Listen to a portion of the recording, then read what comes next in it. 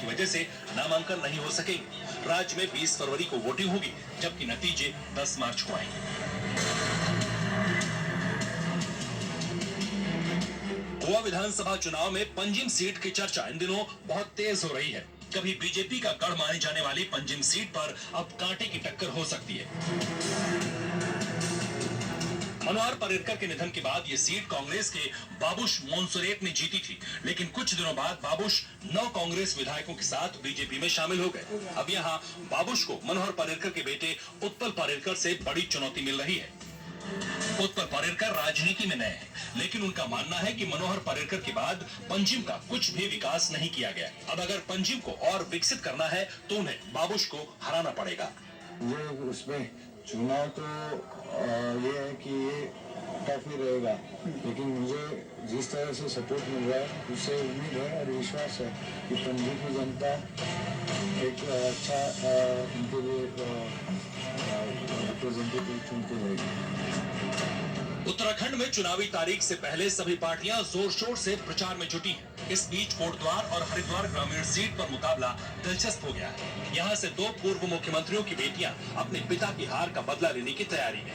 BJP ने पूर्व मुख्यमंत्री भुवन चंद खंडूरी की बेटी रितु खंडूरी को कोटद्वार सीट से, जबकि कांग्रेस ने हरिद्वार ग्रामीण सीट से पूर्व मुख्यमंत्री हरीश रावत की बेटी अनुपमा रावत को मैदान में उतारा है।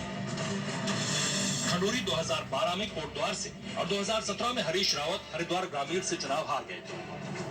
दोनों दिग्गजों ने मुख्यमंत्री के रूप में इन सीटों से चुनाव लड़ा था। कांग्रेस उम्मीदवार सुरेंद्र सिंह नेगी ने 2012 में कोटद्वार में खंडूरी को हराकर जीत दर्ज की थी। इसी तरह 2017 में हरिद्वार ग्रामीण से चुनाव लड़ने वाले हरीश रावत बीजेपी के स्वामी यतीश्वरानंद से हार गए थे। जो बात इस मुकाबले को और दिलचस्प बनाती है वो ये है कि दोनों बेटियों का मुकाबला उन्हीं नेगी और यतीश्वरानंद से है जिन्होंने उनके पिता को हराया था।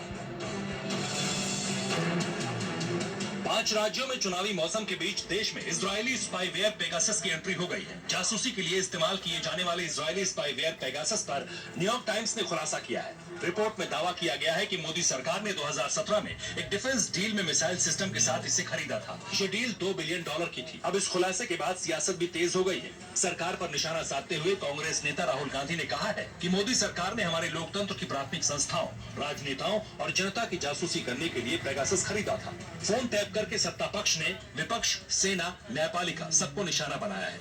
ये देशद्रोह है। मोदी सरकार ने देशद्रोह किया है। राज्यसभा में विपक्ष के नेता मल्लिकार्जुन खड़गे ने भी कहा कि मोदी सरकार ने भारत के दुश्मनों की तरह काम क्यों किया और भारतीय नागरिकों के खिलाफ पेगासस का इस्तेमाल किया। विपक्ष के हमले के बाद केंद्रीय मंत्री वीके सिंह ने भी पलटवार किया।